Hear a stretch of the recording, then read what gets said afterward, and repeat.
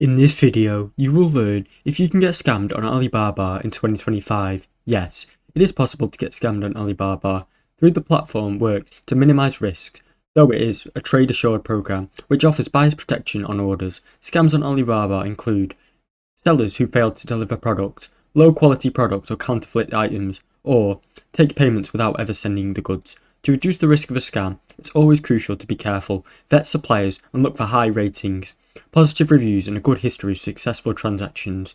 Using Alibaba Trade Assurance is recommended, as it ensures a refund if the seller does not meet the agreed upon terms. Always be cautious with the seller, who seems too eager to complete the deal outside of the Alibaba official channels. This can be a huge red flag. Additionally, avoid paying through unsecured payment methods such as direct bank transfer or Western Union, as these provide little recourse if something goes wrong. Do your research, take precautions, and you can minimize the chance of being scammed on Alibaba in 2025. Thanks for watching. Don't forget to like and subscribe.